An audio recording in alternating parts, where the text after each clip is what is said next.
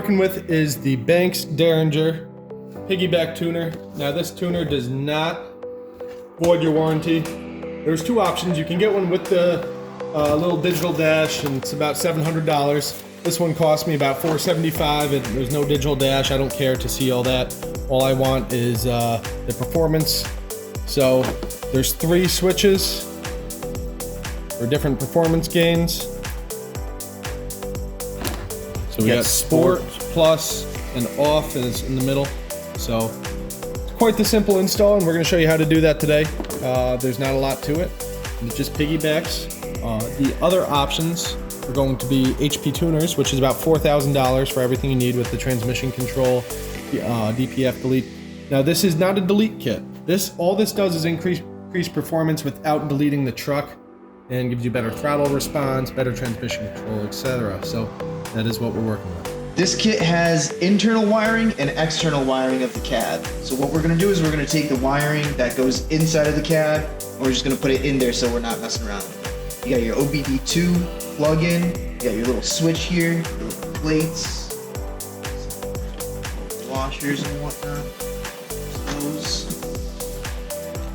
And we're just going to go ahead and put these on the front seat of the truck.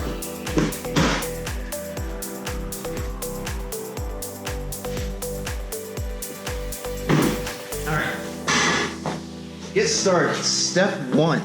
We have the controller itself. Now, don't get confused with this little flicky thing. These are your locking tabs. They're going to flick around. So when you put this together, you want to make sure that you have your alignment pins right there, aligned with that line up there. So make sure that the locking pin is on the unlocked side. Snap together so it's all lined up. Same thing with the back side. You'll see it's got only one way that it'll go in, so don't try to cram it in any other way. Line up your alignment pins and lock it together. It only goes in one way. Now this is the wire that's going to need to go into the vehicle, and that's probably the most difficult part of this installation, is going to be getting this through the firewall. Now this is a very optioned out truck, being a high country, so just about all the holes in the firewall are filled. So what we're going to go ahead and do is we're going to put a small slit in our bulkhead for our engine harness that goes into the cab. Now Dan is going to take care of that now. So as you can see where the flashlight is aiming, not anymore, Dan moved it on us. As you can see where the flashlight's aiming, right underneath this computer here, there's a rubber boot. And he's going to be making a plus sign like incision in that rubber boot, and we're going to be shoving our wire chase, which is this, through it. So he's using an X-Acto knife. A razor blade works the same. That's just like butter. Okay, now that that incision is made, take your wire chase and you poke it through. Now I'm not sure if this is double layered, so watch out that your partner doesn't take your eye out with the wire chase. Can you see it inside, Dan? See. Let me steal that flashlight from you. Right, so we're working on getting through the second layer of this bulkhead in the firewall, which I believe Dan just did. Okay, now that he's through, we used a X-Acto knife to put a little incision in the outside layer, and then we followed that incision with a sharp punch that we had laying around, and that got us through the second layer. Now we're going to push our wire chase through. Good? Alright, cool. Okay, so we're using masking tape here to tape the wire to our chase. Now if you don't have a wire chase, a coat hanger works in a similar manner. You can use that. We could have done it my way. For the record, this would have been easier if we tied it to the other end and then pulled it through, but Dan didn't want to listen to me. So ran our wire chase down with the taped wire, and it's not easy, but we did deliver the wire to the spot it needed to be, so Dan's just going to go ahead and pull that down a little bit. Okay, there's a couple connections need to be made in the engine bay. Now, fuel pressure regulator, I believe. Map sensor. Map sensor. We're gonna take it, just like anything else, we slide it back. There we go. Slide that tab back and you push down on it. Now, that clips in there, okay? This clips in the other side, just like that. Slide that back in. Tuck these wires down. We're gonna move on.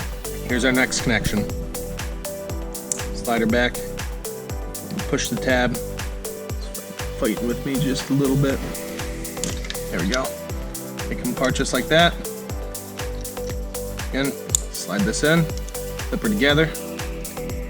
This side. Slide this in. Flip it together. Okay, that's complete. Now we're completely connected to the engine. That is all.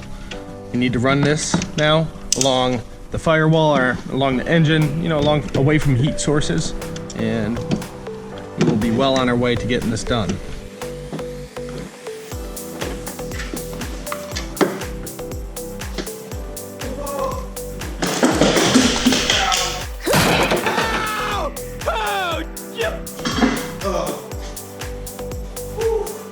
And we just gotta zip tie some wires.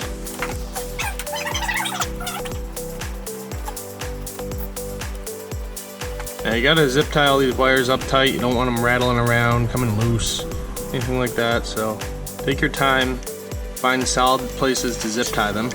That's what I'm doing right now. This is our map sensor extension plug. I'm just gonna take that, I'm gonna zip tie it down with the stock harness, just like so. Just like I did here. None of these wires are loose. Put one around here. They come with zip ties. Don't be lazy, cut the tails off the zip ties too. And then bundle up all our extra wire.